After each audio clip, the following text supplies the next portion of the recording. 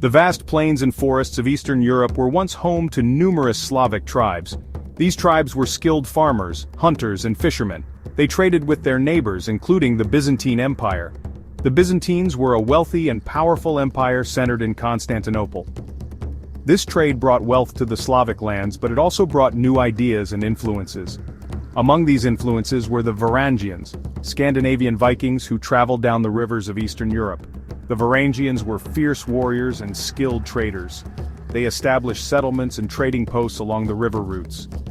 One of their most important leaders was Rurik, who established himself in Novgorod around 862. Rurik's arrival marked a turning point in the history of the Eastern Slavs.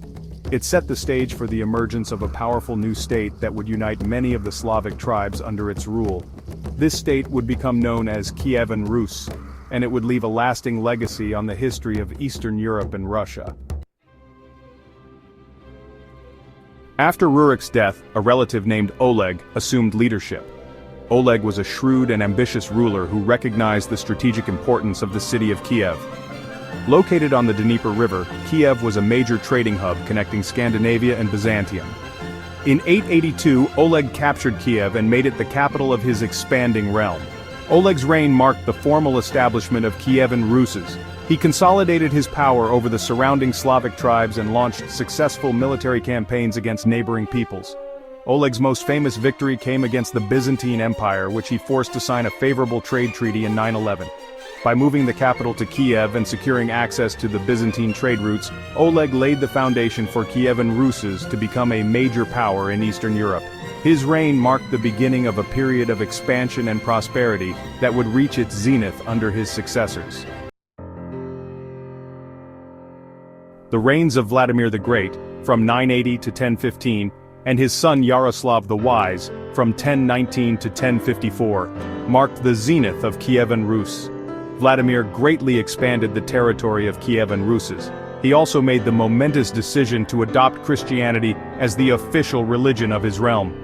Vladimir's conversion to Orthodox Christianity had profound consequences for the future of Kievan Rus.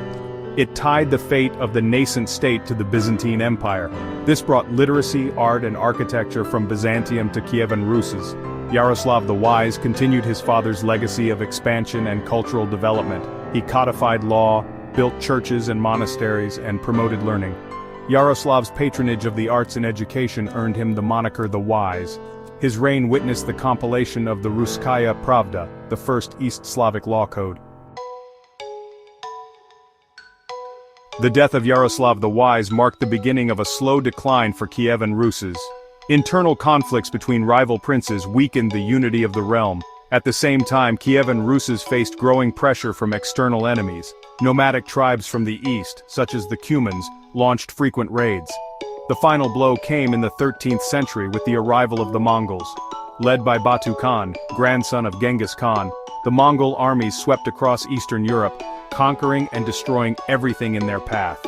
In 1240, they captured and sacked the city of Kiev, bringing an end to Kievan Ruses as a unified state. The Mongol conquest had a devastating impact on Kievan Ruses. Cities lay in ruins, trade collapsed, and the population was decimated.